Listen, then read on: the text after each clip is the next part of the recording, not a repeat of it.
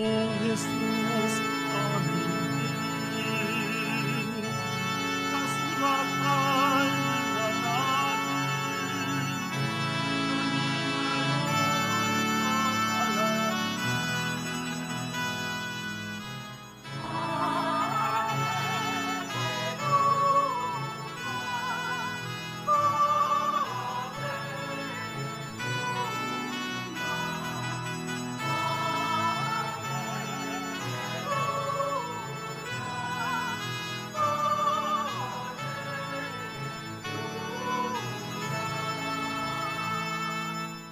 Sumainyo ang Panginoon. At sumaiyo rin. Ang mabuting balita ng Panginoon ayon kay San Lucas. Papuri sa iyo, Panginoon.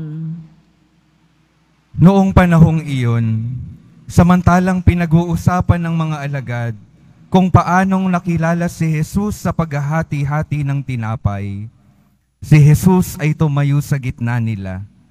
Sumainyo ang kapayapaan, sabi niya sa kanila. Ngunit nagulat sila at natakot sapagkat akala nila'y multo ang nasa harapan nila. Kaya't sinabi ni Jesus sa kanila, "Ano't kayo'y nagugulumihanan? Bakit nag-aalinlangan pa kayo? Tingnan ninyo ang aking kamay at paa. Ako nga ito. Hipuin ninyo ako at pagmasdan. Ang multo'y walang laman at buto, ngunit ako'y mayroon. Tulad ng nakikita ninyo." At pagkasabi nito, ipinakita niya sa kanila ang kanyang mga kamay at mga paa. Nang hindi pa rin sila makapaniwala, dahil sa malaking galak at pagkamangha, tinanong sila ni Jesus, "May makakain ba riyan?" Siya'y binigyan nila ng kaputol na isdang inihaw. Kinuha niya ito at kinain sa harapan nila. Pagkatapos sinabi sa mga alagad, "Ito ang tinutukoy ko nang sabihin ko sa inyo, nang kasama-sama pa ninyo ako. Dapat matupad ang lahat ng nasusulat tungkol sa akin sa kautusan ni Moises, sa mga aklat ng mga propeta, at sa mga aklat ng mga awit." At binuksan niya ang kanilang mga pag-iisip upang maunawaan nila ang mga kasulatan. Sinabi niya sa kanila, "Ganito ang nasusulat, kinakailangang magbata ng hirap at mamatay ang Mesiyas at muling mabuhay sa ikatlong araw.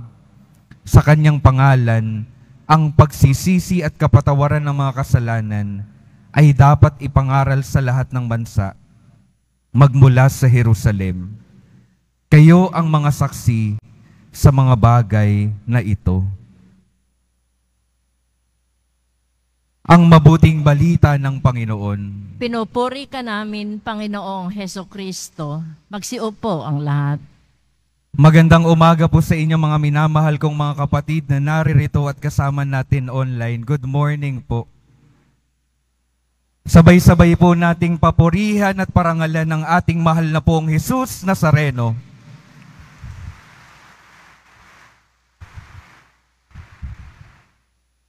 Pakingitian naman po yung mga katabi, pakisabi magandang umaga sa inyo.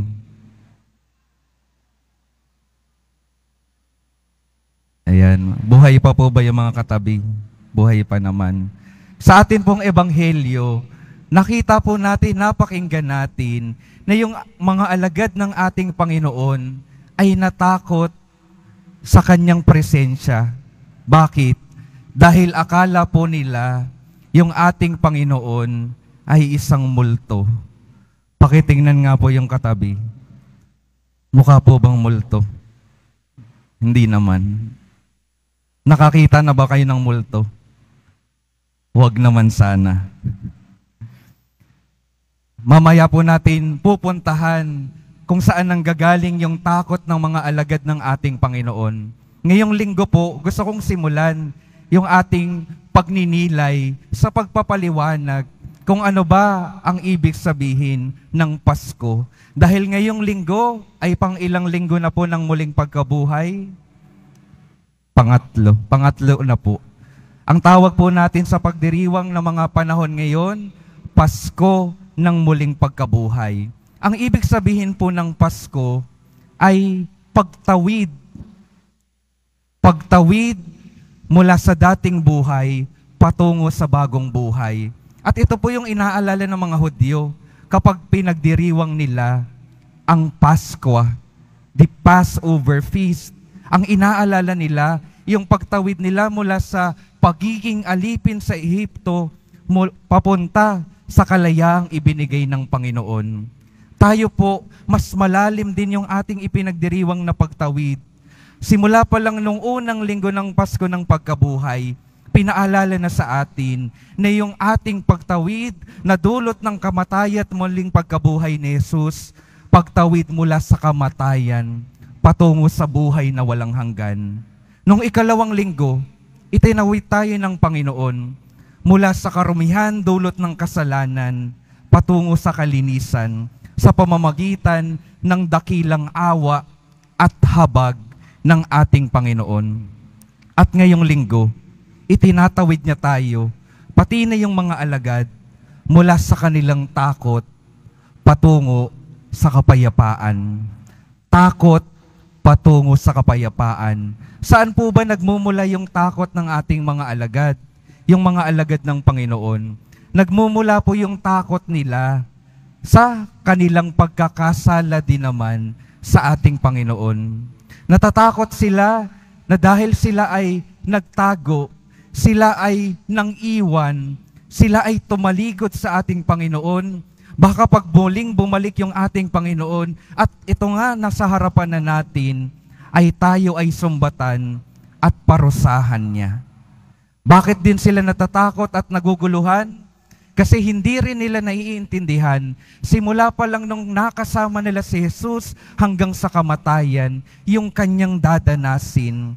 Iba yung iniisip nila na Mesiyas. Akala nila yung Panginoon nakasama nila dahil siya ang manunubos. Akala nila hindi siya maghihirap, hindi siya magpapakasakit, hindi siya mamamatay. Kaya natatakot din sila. Dahil baka kung anong dinanas ng kanilang sinusundan ay maranasan din nila. Kaya anong ginawa ni Jesus upang maitawid sila mula sa kaguluhan ng pag-iisip at mga takot sa kanilang kalooban? Siya ay muling nabuhay at muling nagpakita sa kanila. At ano pong ginawa ni Jesus na napakahalagang hanggang ngayon ay ginagawa niya para sa atin? Kung titingnan po natin sa Ebanghelyo, yung isa po sa mga ginawa ni Jesus, nagtanong po siya kung may makakain ba kayo. May makakain ba ako na pwede niyong ibahagi sa akin? Hindi ho ba mga buhay lamang naman talaga ang nagugutom? At ano pong ipinapaalala at ipinapahayag ng paanyaya ng ating Panginoon na gusto niyang makikain kasalo kasama yung mga alagad? Yung ipinapahayag po noon na kahit na sila, yung mga alagad, ay nakagawa ng mali, handa pa rin si Jesus na tanggapin sila bilang kaibigan niya. Hindi ho ba tayo kapag mag-aayang kumain, hindi naman po tayo mag-aayang kumain sa mga kagalit po natin, hindi ho ba? Yung mga kaaway natin, hanggat maaari, iiwasan at iiwasan natin. Yung mga taong nakasakit sa atin, di ba, iiwasan at iiwasan din natin. Halimbawa na lang din sa isang pamilya, kapag may nagkakaroon ng tampuhan, hindi ho ba, hindi na rin nagsasabay-sabay na kumain sa isang hapag. Kapag yung mag-boyfriend at mag-girlfriend ay nagkakaroon ng tampuhan, hindi rin nakikita, hindi kakain ng magkasama, mag-iiwasan din.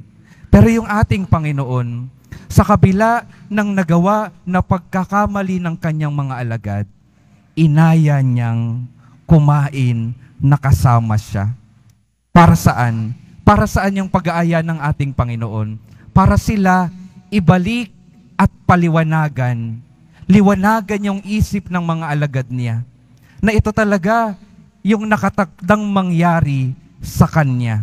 At sa pamamagitan ng kanyang pakikisalo sa kanya, sa kanyang pagpapaliwanag, bibigyan sila ng lakas para sila ay maging saksi niya dito sa mundong ito. At makikita po natin iyon, na matapos na paulit-ulit na paliwanagan sila ng ating Panginoon, nung panahon ng muling pagkabuhay, yung ating mga alagad, yung mga alagad ng ating Panginoon, tunay na nagkaroon ng lakas ng loob para maging saksi ng kanilang pananampalataya sa Kanya.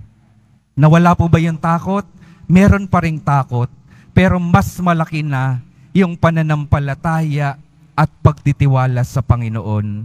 Dahil kung anong naranasan ng Panginoon sa kabila ng mga paghihirap, alam nilang yun din ang kanilang raranasin kapag sila ay naging tapat sa pagiging saksi ng ating Panginoon.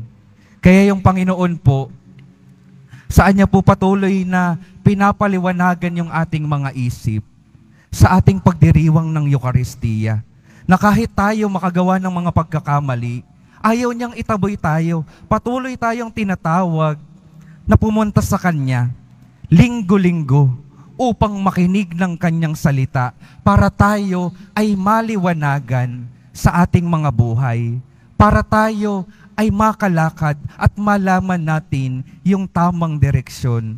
Naririto po yung pagpapaliwanag ng Panginoon.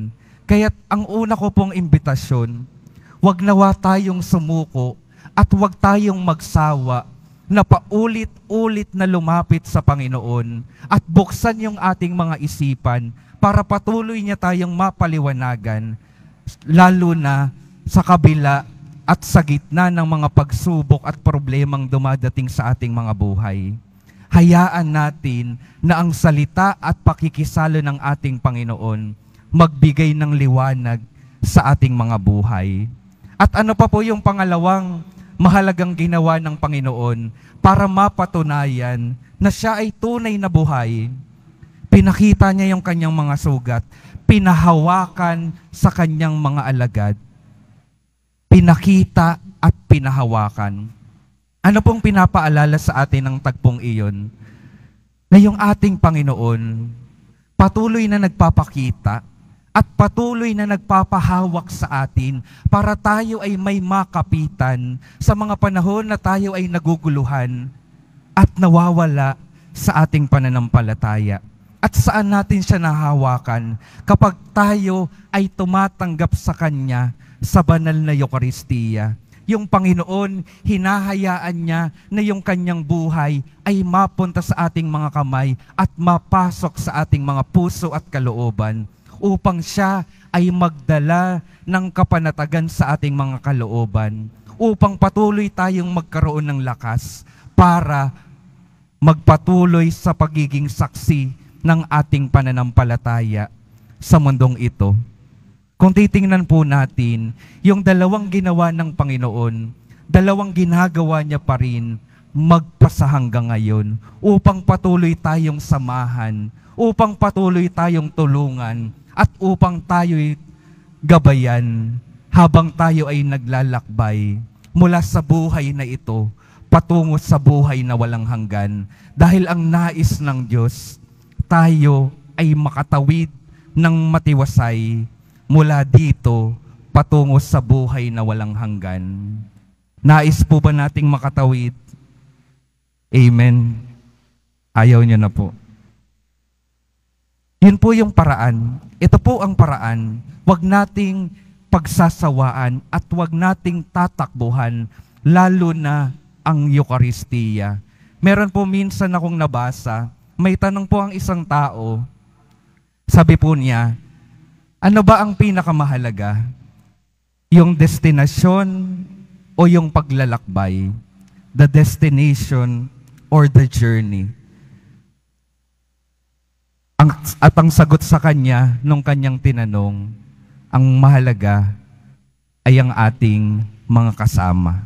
The company that we have. Sasabihin ko po sa inyo, mahalaga po ang lahat ng iyon. Mahalaga na maging malinaw ang ating destinasyon, ang ating naisin sa buhay na ito na patutunguhan. Nawa ang bawat isa sa atin, pahalagahan ang destinasyon ng buhay na walang hanggan. Mahalaga ang destinasyon at mahalagang maging maliwanag ito. Napakahalaga rin ng paglalakbay ng journey dahil hindi natin mapapuntahan ang ating patutunguhan kung hindi tayo araw-araw naglalakbay patungo sa kabutihan at kaligtasan. At ang pinakamahalaga din, ikatlong mahalaga sa ating mga buhay, ay yung ating mga kasama. Yung ating mga hinahayaan na maka-impluwensya sa ating mga buhay. Yung ating mga nakakasama araw-araw. Nawa ang pinakahayaan natin na samahan tayo habang tayo ay naglalakbay patungo sa ating patutunguhan ay walang iba kundi ang ating mahal na poong Jesus Nazareno. Araw-araw gusto tayong samahan ng Panginoon. Araw-araw naririyan siya. Nawa araw-araw magbukas tayo ng ating mga buhay para tayo ay magabayan at matulungan ng ating mahal na poong Jesus Nazareno. At nawa, ito po yung hamon sa bawat isa sa atin, na yung ating mga buhay maging pagsama ng ating mahal na poong Jesus Nazareno din sa buhay ng iba. Yung inyong mga presensya, maging presensya ng ating Panginoon na sumasama, dumadamay at gumagabay para tayong lahat makapagtulungan na mapuntahan ang ating patutunguhan. Walang iba kundi ang kalangitan, kung saan ang Diyos naghanda ng walang hanggang taanan para sa ating lahat, ngayon pa lamang hanggang sa wakas ng ating mga buhay. Amen.